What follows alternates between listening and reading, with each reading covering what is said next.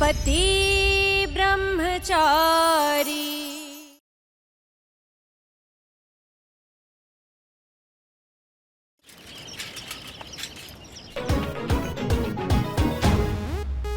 ಹೇಳು.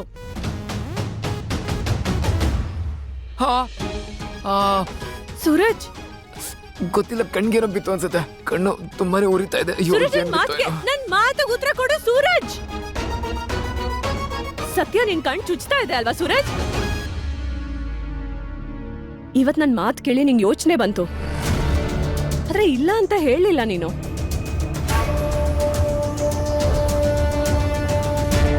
ಆ ಈಶಾ ಬಂದು ನಿನ್ನಿಂದ ನನ್ನ ದೂರ ಮಾಡ್ತಿದ್ದಾಳೆ.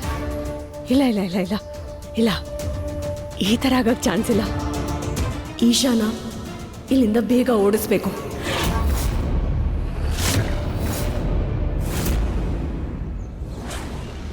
ಇವಳು ಬೆಂಕಿ ಹತ್ರ ಇದ್ರೆ ಕರ್ಗೆ ಕರಗ್ತಾಳೆ. ನನ್ ಕಣ್ಣಲ್ಲಿ ಕಣ್ಣಿಟ್ಟು ನೋಡ್ಬಿಟ್ಟು ಹೇಳು, ಅವಳು ನಿನ್ನ ಅಕ್ಕಪಕ್ಕ ಇದ್ದಾಗ ನಿನ್ಗೇನು ಅನ್ಸದೇ ಇಲ್ವಾ? ಮತ್ತೆ ಅವಳ ಹತ್ರ ಹೋದಾಗ ನಿಂಗೆ ಏನು ವ್ಯತ್ಯಾಸನೇ ಆಗಲ್ವಾ?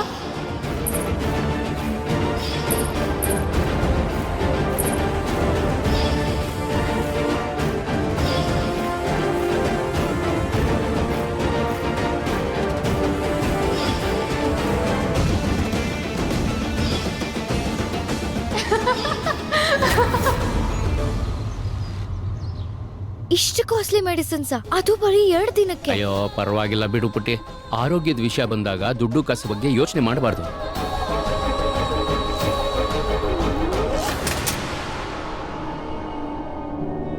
ಅಪ್ಪ, ನಿಮ್ BP ಮಾತ್ರೆ ಖಾಲಿಯಾಗಿ ಹೋಗಿದೆ. ಅಮ್ಮನ್ ಮಾತ್ರೆ ಜೊತೆ ನೀವು ಮಾತ್ರೆ ತಗೊಂಬಿಡಿ. ಅಯ್ಯೋ ಬೇಡ ಮಗಳೇ, ಇದು ಈ ದೊಡ್ಡ ಹಾಸ್ಪಿಟಲ್ಗಳಲ್ಲಿ ಲೂಟಿ ಮಾಡ್ತಾರೆ. 50 100ಕ್ಕೆ ಮಾರ್ತಾರೆ. ಈಗ ಅತ್ತಿಗೆಗೆ ಯಾವ ಮಾತ್ರೆ ಬೇಕೋ ಅದನ್ನ ತಗೊಳ್ಳೋಣ. ಮತ್ತೆ ನನಗ್ ಬೇಕಾಗಿರೋ ಈ BP ಮಾತ್ರೆ ನಮ್ಮನೆ ಹತ್ರ ಇದೆಯಲ್ಲ, ಗೌರ್ಮೆಂಟ್ ಹಾಸ್ಪಿಟಲ್, ಅಲ್ಲೇ ತಗೊಳ್ಳೋಣ. ಅಪ್ಪ, ಗೌರ್ಮೆಂಟ್ ಹಾಸ್ಪಿಟಲ್ ತುಂಬಾ ದೂರ ಇದೆ. ಅಲ್ಲ, ತುಂಬಾ ಬಿಸಿಲು ಬೇರೆ ಇದೆ. ಇದು ಒಂದ್ಸರಿ ನೀವು ಇಲ್ಲೇ ತಗೊಂಬಿಡಿ ಅಪ್ಪ, ಪ್ಲೀಸ್ ತಗೊಂಬಿಡಿ ಪ್ಲೀಸ್. ಸರಿ ಪುಟ್ಟಿ.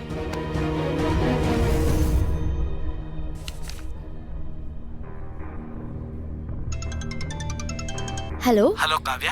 S doctor sir. ಕಾವ್ಯ, ನೀವು ತುಂಬಾ ದಿವಸದಿಂದ ಜಾಬ್ಗೆ ಟ್ರೈ ಮಾಡ್ತಿದ್ರಲ್ಲ? Yes yes yes yes. ಒಂದು ರಿಕ್ವೈರ್ಮೆಂಟ್ ಬಂದಿದೆ, ನೀವು ತಕ್ಷಣ ಜಾಯ್ನ್ ಆಗ್ತೀರಾ ಅಲ್ವಾ? ಎಸ್, 100%. ನಂಗೆ ಜಾಬ್ ತುಂಬಾ ಅಗತ್ಯ ಇದೆ. ಕಾವ್ಯ, ಇದೊಂದು ಪೇಷಂಟ್ ಟೇಕ್ ಕೇರ್ ಸರ್ವಿಸ್ ಕೆಲಸ, ಗುಲಾಬ್ ಮ್ಯಾನ್ಷನ್ ಅಲ್ಲಿ. ಗುಲಾಬ್ ಮ್ಯಾನ್ಷನ್? ಹೌದು ಕಾವ್ಯ, ಒಳ್ಳೆ ಸಂಬಳ ಸಿಗುತ್ತೆ. ನಿಂಗೆ ಇಂಟ್ರೆಸ್ಟ್ ಇದ್ರೆ ಆದಷ್ಟು ಬೇಗ ನಂಗೆ ಹೇಳು, ನಾನು ನಿನ್ನ ಫೋನ್ಗೆ ಕಾಯ್ತಾ ಇರ್ತೀನಿ. ಓಕೆ. ಮೊದಲೇ ಅಮ್ಮ ಹೆಸರು ಕೇಳಿದ್ರೆ ಹೇಗೇಗೋ ಆಡ್ತಾರೆ. ಅದರಲ್ಲೂ ಅಲ್ಲೇ ಹೋಗಿ ಕೆಲಸ ಮಾಡೋದು ಗೊತ್ತಾಗ್ಬಿಟ್ರೆ ಅದು ಏನು ಮಾಡ್ತಾಳೋ ಏನೋ. ಸರ್, ನಿಮ್ಮ ಬಿಲ್ಲು 1700. 1500? ಹೌದು ಸರ್.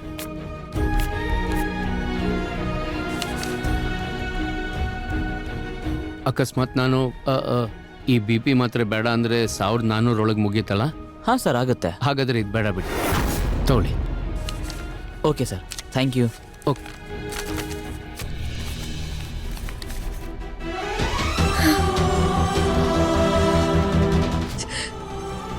ಇನ್ ಸಾಕು. ಇನ್ಯಾವತ್ತೂ ನೀವು ದುಡ್ಡಿನ ಬಗ್ಗೆ ಯೋಚನೆ ಮಾಡಿ ಮೆಡಿಸಿನ್ ತಗೊಳ್ಳೋದು ನಿಲ್ಲಿಸಬಾರ್ದು. ನಾನು ಈ ಕೆಲಸ ಒಪ್ಕೋತೀನಿ. ಹಿಂದೆ ಅಂತ ತಲೆ ಕೆಟ್ಟೋಳು, ಬಾಯಿಗೆ ಬಂದಂಗೆ ಮಾತಾಡ್ತಾಳೆ.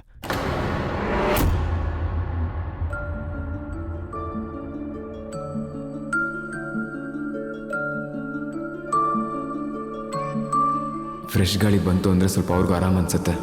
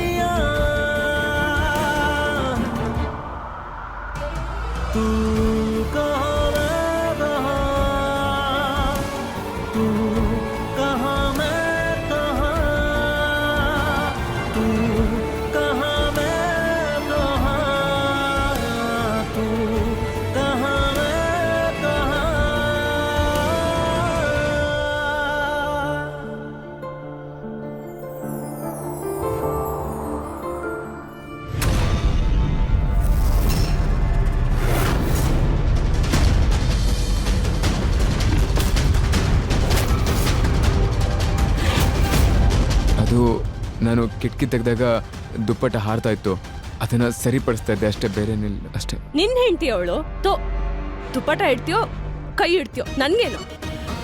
ತಗೋ ಈಗ ತಣ್ಣೀರ್ ಬಟ್ಟೆನೂ ಇಡು. ಜ್ವರ ಬಂದಿದ್ಯಲ್ಲ ಪಾಪ. ಅಲ್ಲಿ ನೋಡು, ಬಿಂದೆ ಬಿಂದೆ ಬಿಂದೆ ಬಿಂದೆ, ಎಲ್ಲಿಗೆ ಹೋಗ್ತಾ ಇದೆಯಾ? ಪಟ್ಟಿ ಹಾಕ್ಬಿಡು ಪ್ಲೀಸ್. ನಾನು ಹೇಗೆ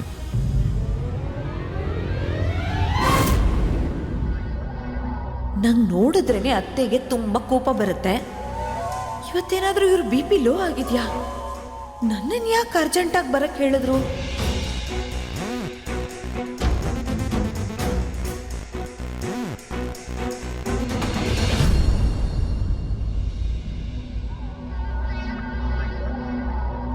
ಮಗಳೇ, ನಿನಗೆ ನನ್ನ ಬಗ್ಗೆ ಕಾಳಜಿ ಇದೆ ತಾನೆ? ನೀನೇನಕ್ಕೆ ಬರಲಿಲ್ಲ ನನ್ನನ್ನು ನೋಡಕ್ಕೆ? ನನಗೆ ಆಪಲ್ ತಿನ್ನಿಸ್ತಾ ಇದ್ದಾರ, ಅದು ಅವ್ರ ಕೈಯಿಂದ? ಇಲ್ಲ ಇಲ್ಲ ಇಲ್ಲ, ಇದನ್ನೆಲ್ಲೋ ನನ್ನ ಭ್ರಮೆ. ಇಲ್ಲಿ ನೋಡು, ಈ ಉಂಗುರ ನಮ್ಮತ್ತೆ ಇದನ್ನ ನನಗೆ ಕೊಟ್ಟಿದ್ದು. ನನಗಿವತ್ತು ಮನ್ಸಾಯ್ತು, ನಾನು ಇದನ್ನ ನನ್ನ ಸೊಸೆ ಕೊಡೋಣ ಅಂತ. ಕೈ ತೋರ್ಸು. ಇವತ್ತಿಂದ ಇದು ನಿಂದು. ಚೆನ್ನಾಗಿದೆಯಲ್ವಾ? ನನಗಂತೂ ತಲೆ ಸುತ್ತಾ ಇದೆ. ನಾನೇನು ಇವ್ರ ಸೇವೆನೂ ಮಾಡಿಲ್ಲ, ಮತ್ತೆ ಇವ್ರ ಊಟನೂ ಕಳಿಸಿಲ್ಲ. ಒಳ್ಳೆ ಫಿಲಮಲ್ಲಿ ಬರೋ ಅತ್ತೆ ಥರ ಉಂಗುರ ಎಲ್ಲ ಬಿಚ್ಕೊಡ್ತಾ ಇದ್ದಾರೆ.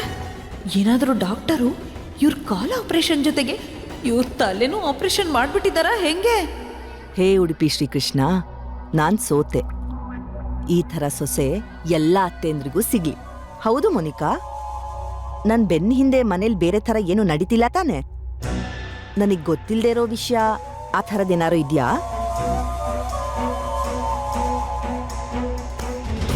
ಅಮ್ಮ, ಇದೇನ್ ಹೇಳ್ತಿದ್ದೀರಾ ನೀವು? ಅತ್ತೆಗೆ ಸೇವೆ ಮಾಡೋದು ಅಂದ್ರೆ ಸೊಸೆ ಧರ್ಮ, ಮತ್ತೆ ಆ ಧರ್ಮಕ್ಕೆ ಬೆಲೆ ಕಟ್ಟೋದು ಅಂದ್ರೆ ಅಪ್ಪ ಮಹಾಪಾಪ ಅತ್ತೆ. ಈ ಪಾಪ ತಗೊಳ್ಳೋದು ಆಗಲ್ಲ ಅತ್ತೆ. ಇವಳು ಯಾವ ನದಿಲ್ ಮುಳುಗ್ ಬಂದಿದ್ದಾಳೆ? ಈ ಊರಲ್ಲಿ ಗಂಗೆನೂ ಇಲ್ವಲ್ಲ? 2 ಉಂಗುರ ಕೊಟ್ಬಿಟ್ಟು ನನ್ನ ಹತ್ರ ಬಾಯಿ ಬಿಡಿಸ್ಕೋಬಹುದು ಅನ್ಕೋತಿದ್ದೀರಾ ಅತ್ತೆ? ಇದಕ್ಕಿಂತ ದೊಡ್ಡದಾಗಿರೋದಕ್ಕೆ ಏನೋ ಪ್ಲಾನ್ ಮಾಡಿದ್ದೀನಿ ನಾನು. ಅದ್ರ ಮುಂದೆ ಇದೆಲ್ಲ ಏನೂ ಇಲ್ಲ.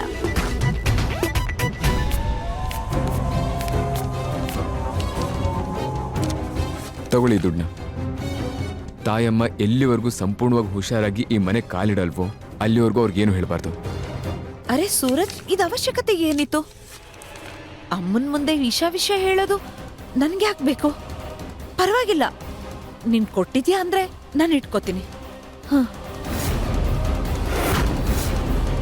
ಈಗ ಅತ್ತೆ, ನೀವಿದ್ ತಿನ್ನಿ, ನಾನು ಕೈ ತೊಳ್ಕೊಂಡು ಬರ್ತೀನಿ.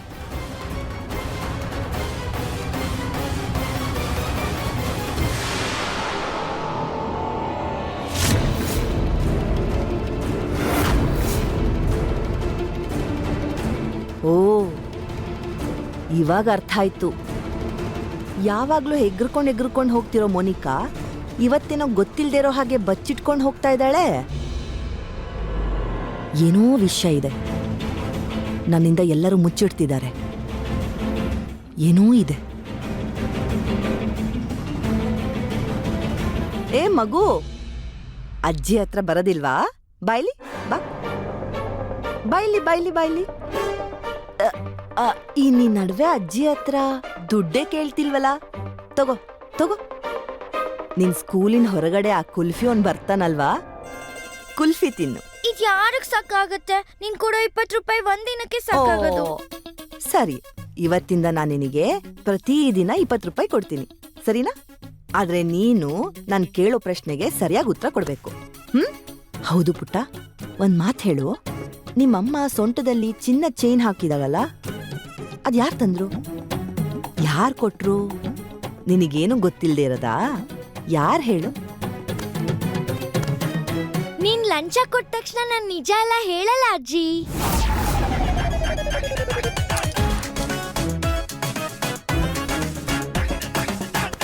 ಉಡುಪಿ ಶ್ರೀಕೃಷ್ಣ, ನಿಮ್ ಅಜ್ಜಿ ಹತ್ರನೇ ಸೊಕ್ ತೋರಿಸ್ತೆ ನೀನು? ನನ್ ಮಂಡಿ ಆಪರೇಷನ್ ಆಗಿರೋದು, ಕೈಗಲ್ಲ. 2 ಕಪಾಳಕ್ ಬಿಟ್ರೆ ಹಂಗೆ ಗೋಡೆ ಹೋಗಿ ಕಚ್ಕೊಬೇಕು ನೋಡು. ಸರಿಯಾಗಿ ಹೇಳು. ಹೇಳು. ಮದ್ವೆ, ಸೂರಜ್ ಮಾಮನ್ ಮದ್ವೆ ಆಗೋಯ್ತು.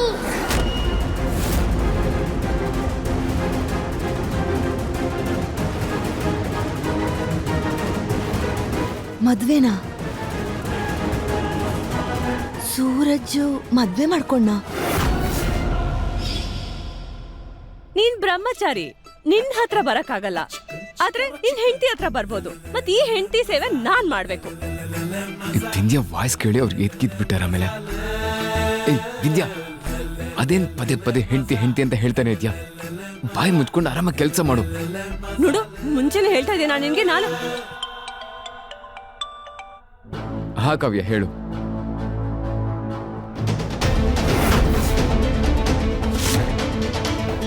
ಏನು? ನಾನು ಅರ್ಜೆಂಟಾಗಿ ಹಾಸ್ಪಿಟಲ್ಗೆ ಹೋಗ್ಬೇಕು. ಬರೋರ್ಗೆ ಇವಳ ನೀನು ನಡ್ಕೋ. ಸೂರಜ್, ನಾನೇನ್ ಮಾಡ್ಲಿ?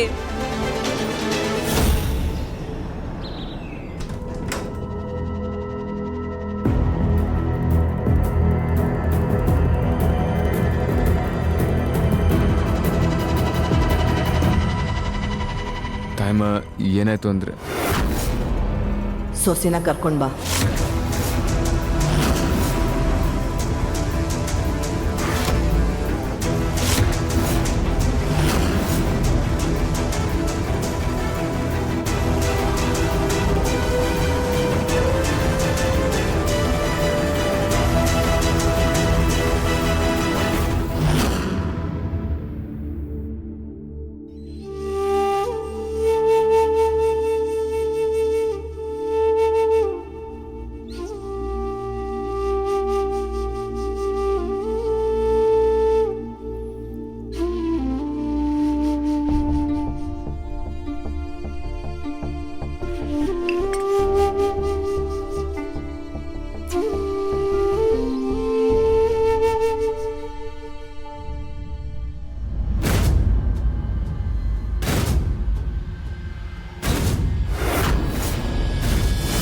ಬಾಟ್ಲ ನೀರೇ ಕುಡಿಯೋದ ನೀನು? ಈ ಮನೆಯಲ್ಲಿ ಯಾವಾಗ್ಲೂ ಹಣ್ಣು ಮತ್ತೆ ಪಾಯಸನ ದೇವ್ರ ಪ್ರಸಾದ ಅಂತ ಇಡ್ತಾರೆ ಅಷ್ಟೇನೆ. ಮತ್ತೆ ದೀಪಾವಳಿನಲ್ಲಿ 15,000ಕ್ಕೆ ಇಡೀ ಮನೆಯವ್ರ ಬಟ್ಟೆ ಆಗತ್ತೆ. ಮತ್ ಒಳ್ಳೆ ನೀರು, ಅದಕ್ಕಂತೂ ಗಂಗೆ ನೀರ್ನ ಚುಮ್ಕಿಸ್ತಾರೆ ಅಷ್ಟೇ. ಮತ್ ಅವರಿಂದನೇ ನೀನು ಫ್ರೂಟ್ ಬೌಲು, ಒಳ್ಳೆ ನೀರು, 1,000 ರೂಪಾಯಿ ಬಟ್ಟೆ ಕೊಡ್ಸಕ್ ಹೇಳ್ತಿದ್ಯಾ? ಯಾಕೆ ಬಂದಿದ್ಯಾ ನೀನ್ ಇಲ್ಲಿಗೆ? ಸೂರಜ್ ಜೀವನ ಹಾಳು ಮಾಡೋದಕ್ಕೋಸ್ಕರನಾ? ನಾನು ಈ ಮದುವೆನೂ ಒಪ್ಕೊಂಡಿಲ್ಲ, ಇಲ್ಲಿ ಇರಬೇಕು ಅಂತಲೂ ಇಲ್ಲ. ನನಗೆ ಯಾರಿಂದಲೂ ಏನೂ ಬೇಕಿಲ್ಲ. ಒಂದು ಅವಕಾಶ ಬಿಟ್ಟು ಇಲ್ಲಿಂದ ಓಡ್ ಹೋಗೋ ಅವಕಾಶ, ಅದು ಸಿಕ್ಕಿದ್ರೆ ನಾನು ವಾಪಸ್ ಬರೋದೇ ಇಲ್ಲ.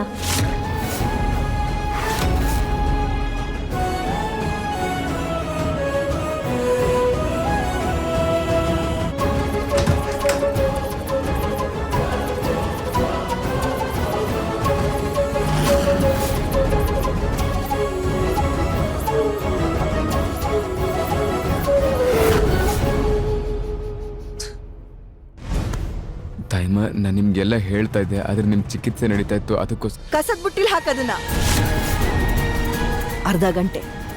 ಅರ್ಧ ಗಂಟೆ ಇದೆ ನಿನ್ನ ಹತ್ರ. ಒಂದು ಸೊಸೆನ್ ಕರ್ಕೊಂಡ್ ಬಾ, ಇಲ್ಲಾಂದ್ರೆ ನಾನೇ ಹಾಸ್ಪಿಟ್ಲಿಂದ ಮನೆಗೆ ಬರ್ತೀನಿ.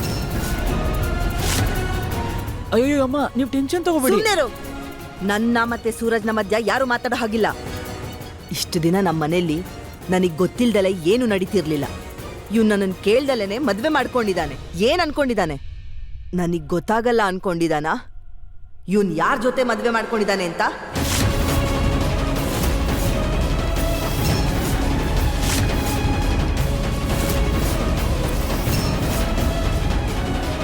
ಎಲ್ರಿಗೂ ಏನ್ ಅನ್ನಿಸ್ತಿದೆ ಅಂದ್ರೆ ನಾನೇ ಹೇಳಿದ್ದೀನಿ ಅಂತ. ಅಮ್ಮ ಏನಾದ್ರೂ ಮನೆಗ್ ಬಂದ್ಬಿಟ್ರೆ ನನ್ನ ಬೆಂಡೆತ್ತಾರೆ ಅಂತ ಭಯ ಆಗ್ತಿದೆ. ಆದ್ರೆ ತಾಯಮ್ಮ, ಅರ್ಧ ಗಂಟೆ ಇದೆ ನಿನ್ ಹತ್ರ. ಆದ್ರೆ ತಾಯಮ್ಮ, ನಿರ್ಧಾರ ನಿನ್ ಕೈಯಲ್ಲಿದೆ. ಒಂದು ಸೊಸೆ ಇಲ್ಲಿಗೆ ಬರ್ಲಿ, ಇಲ್ಲಾಂದ್ರೆ ನಾನ್ ಮನೆಗೆ ಹೋಗ್ತೀನಿ.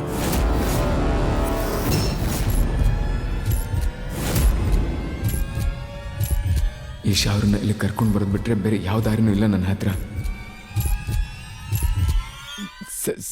ಸರಿ ತಾಯಮ್ಮ, ನಾನು ಹೋಗಿ ಕರ್ಕೊಂಡು ಬರ್ತೀನಿ ಅವಳನ್ನ.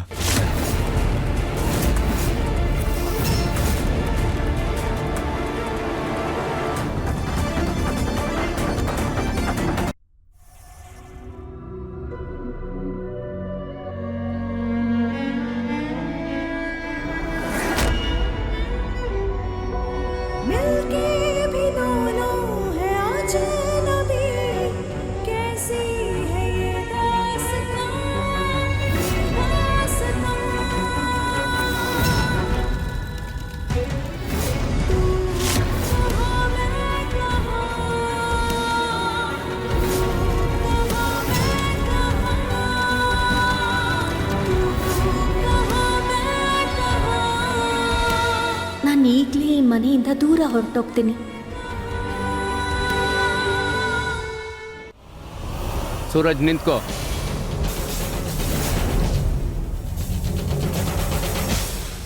ನೋಡಿದ್ಯಾ ನೀನ್ ಮಾಡಿರೋ ಕೆಲಸ?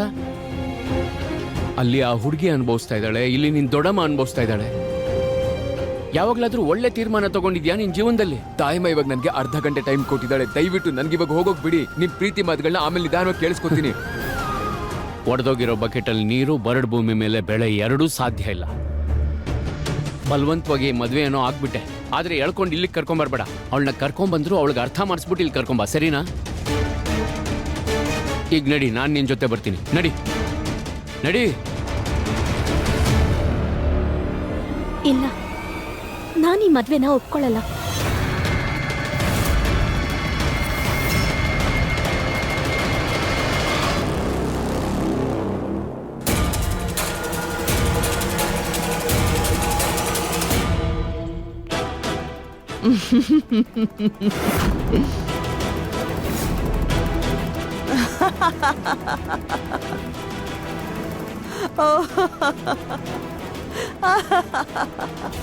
ನಿಜ ಹೇಳಿದ್ದಾರೆ. ಕಾಲಿನ ಮೂಳೆ ಜೊತೆಗೆ ತಲೆಲಿ ಬುದ್ಧಿನೂ ಕಡಿಮೆ ಆಗೋಗಿದೆ. ಅಮ್ಮಂಗೆ ತಲೆ ಕೆಟ್ಟೋಗಿದೆ. ತುಂಬಾ ಖರ್ಚಾಗತ್ತೆ ಈಗ. ಏ ಮೋನಿಕಾ, ನಿನ್ ಮಾತ್ ಎಲ್ಲ ಕೇಳಿಸ್ತಾ ಇದೆ. ಹೋಗ್ಲಿ ಬಿಡು, ಇವತ್ ನಾನು ನಿನ್ನ ಕ್ಷಮಿಸಿದೀನಿ.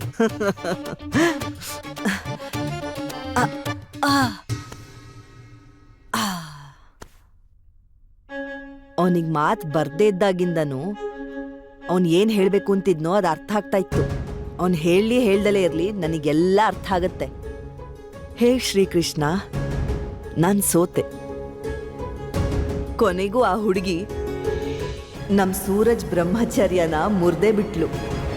ಅವಳು ಬಂದು ನನ್ನ ಮುಂದೆ ನಿಂತ್ಕೊಂಡ್ರೆ ನಾನು ಏನು ಮಾತಾಡದೆ ಅವಳಿಗೊಂದು ಮುತ್ತು ಕೊಡ್ತೀನಿ. ಆಮೇಲೆ ಅವಳು ಕಿವಿ ಹಿಂಡಿ ಹೇಳ್ತೀನಿ, ಬಿಂದ್ಯಾ ನೀನ್ ಸರಿಯಾಗಿ ಮಾಡಿದ್ಯಾ. ಅವಳ್ದು ಮತ್ತೆ ಸೂರಜ್ ಮದ್ವೆ ಬಗ್ಗೆ ನನಗೆ ಹೇಳಕ್ಕಾಗ್ತಿರ್ಲಿಲ್ವಾ? ಹೌದಲ್ವಾ? ನನಗ್ ಗೊತ್ತು, ಯೋಚನೆ ಮಾಡ್ತಿರ್ಬೋದು ಮನೆಗೆ ಬಂದ್ಮೇಲೆ ಹೇಳೋಣ ಅಂತ. ಅವಳು ನನಗೋಸ್ಕರ ಮನೆಗೆ ಬರೋದೇ ಕಾಯ್ತಿರ್ತಾಳೆ. ಒಳ್ಳೆ ಹುಚ್ಚಿ ಅವಳು. ನಾನಿನ್ನ ಅತ್ತೆ ಆಗಿ ಎಷ್ಟು ಖುಷಿಯಾಗಿದ್ದೀನಿ ಅಂದರೆ ನಂದು ಎಲ್ಲ ಕಾಯಿಲೆಗಳು ಹಾಗೆ ಮಾಯ ಆಗೋಯ್ತು. ಹೇ ಶ್ರೀಕೃಷ್ಣ, ನಾನು ತುಂಬ ಖುಷಿಯಾಗಿದ್ದೀನಿ.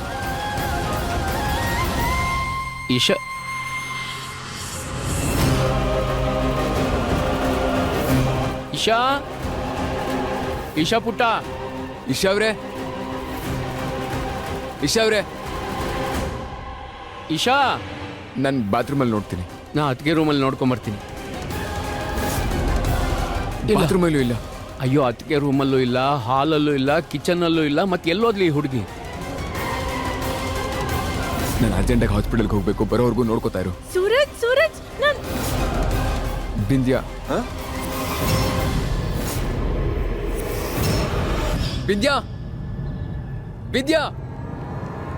ಬಿಂದ್ಯಾ, ಅರೆ ಬರ್ತಾ ಇದೀನಿ. ಯಾಕೆ ಎಲ್ರಿಗೂ ಕೇಳ್ಸೋ ಹಂಗೆ ಕಿರ್ಚ್ತಾ ಇದ್ಯಾ? ಈಶಾ ಅವರಲ್ಲಿ ನಿನ್ ಹೆಂಡತಿ ನಿಂಗ್ ಗೊತ್ತಿರ್ಬೇಕು, ನಂಗೆ ಹೆಂಗ್ ಗೊತ್ತಿರತ್ತೆ? ನೋಡ್ ಬಿಂದ್ಯಾ, ನಾನು ಹೋಗ್ಬೇಕಾದ್ರೆ ಅವ್ರ ಜೊತೆ ನೀನೇ ಇದ್ದಿದ್ದು. ಒಂದ್ ನಿಮಿಷ ಇರೋ ಪುಟಿ. ಅವಳು ಎಲ್ಲಾದ್ರೂ ಹೋಗೋದನ್ನ ನೋಡಿದ್ಯಾ? ಇಲ್ಲ ಅಂಕಲ್, ನಂಗೆ ನಿಜವಾಗ್ಲೂ ಗೊತ್ತಿಲ್ಲ. ಮತ್ ಇನ್ನೊಂದ್ ವಿಷಯ, ಯಾರನ್ನಾದ್ರೂ ಬಲವಂತವಾಗಿ ಎಷ್ಟು ದಿವಸ ಇಟ್ಕೊಳಕ್ಕಾಗತ್ತೆ? ಇವತ್ತಲ್ಲ ನಾಳೆ ಹೋಗ್ಲೇಬೇಕಿತ್ತು. ಇವತ್ತು ಅವಕಾಶ ಸಿಕ್ತು, ಓಡ್ ಹೋದ್ಲು. ಮದ್ವೆ ಹುಡುಗಿ ಹೊಡೋಗ್ಬಿಟ್ಲಾ? ವಾ, ನೋಡ್ದ, ಒಂದಿನಾನು ಈ ಮನೇಲಿ ಇರ್ಲಿಲ್ಲ.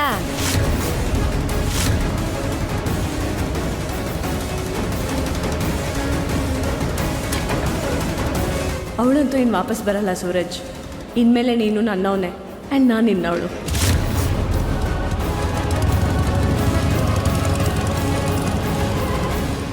ಇಶನ ಆರೋಗ್ಯ ಬೇರೆ ಸರಿ ಇಲ್ಲ. ಇಂಥ ಪರಿಸ್ಥಿತಿಯಲ್ಲಿ ಅವಳು ಎಲ್ಲಿ ಹೋದ್ಲೋ ಗೊತ್ತಾಗ್ತಿಲ್ವಲ್ಲ.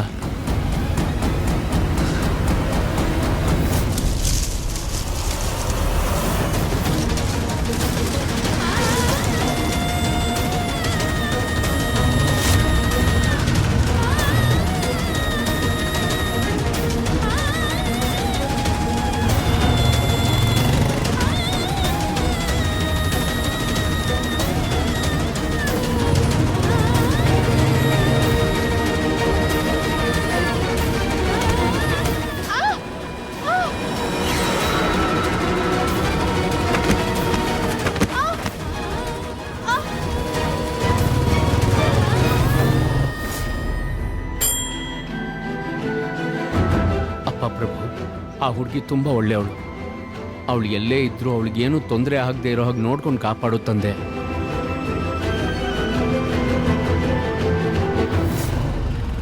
ಈಶಾ ಅವರು ಅವ್ರ ಮನೆಗಂತೂ ವಾಪಸ್ ಹೋಗಲ್ಲ. ಮತ್ತೆ ಇನ್ನೆಲ್ಗೆ ಹೋಗಿರ್ತಾರೆ?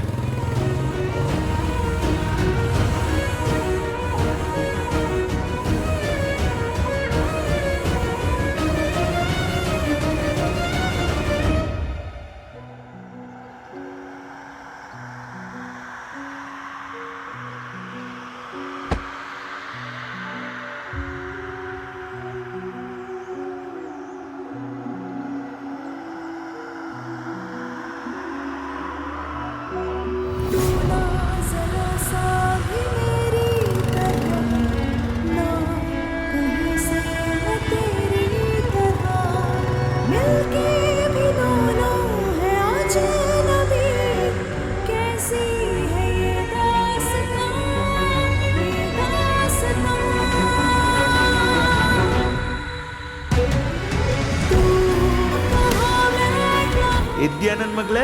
ಗುಡ್ ಮಾರ್ನಿಂಗ್ ಅಪ್ಪ.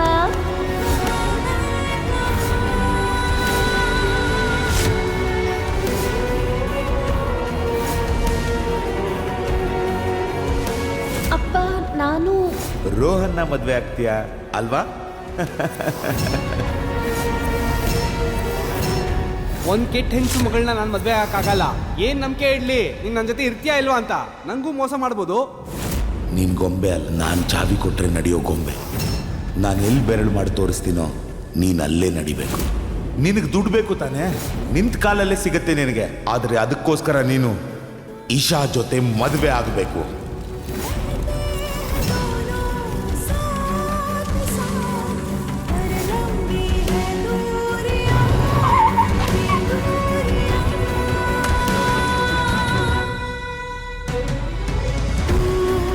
ಅಣ್ಣ, ನೀವು ಈ ಹುಡುಗಿನ ಇಲ್ಲೆಲ್ಲಾದ್ರೂ ನೋಡಿದ್ರಾ?